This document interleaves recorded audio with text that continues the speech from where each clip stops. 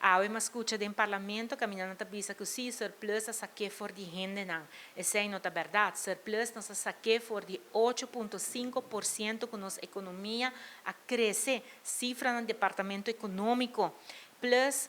Banco Central está indicar que não está mirando crescimento de 10%. Quermen aceita o qual te base, claramente turismo, você turta mire, é base de lo qual que está surplus aqui e seguro essa aqui tá lo qual que está brinda oportunidade não para por reduzir débito, ora por reduzir débito, por reduzir belasting,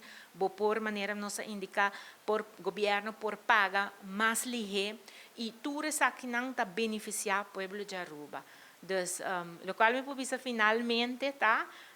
como ministro de Finanças, me está despedindo, de lo qual que está o ministério aqui, o trabalho executivo aqui, com coração tranquilo, agradecido na tour profissional arubiano, me tá arubiano, me tá estima meu país, essa é a minha força para fazer coisas, lograr coisas histórico de finança pública para o país Aruba, porque tá assim meu coração dolor. Ora me escuta gente não que tá vai tomar posição executivo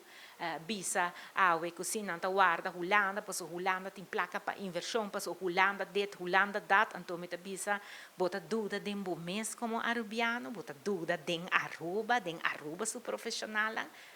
em ieder geval a mim ta quere den Aruba me ta quere den Aruba su profissional e lo qual me ta laga atrás mas bisa também na holandês staat als een huis para Aruba, para e fundatie, para qual que seja o ministro de Finanças que lo chega e não, por trabalhar com ele na bem-estar do país Aruba. Nós seguimos com a prudência, seguimos com a disciplina financeira e queremos Aruba lo vai hopi bom para o qual está financeiramente. Então, me está contento, como é dona, minha parte, está hopi sacrifício, pero me está vai com meu coração tranquilo, casa.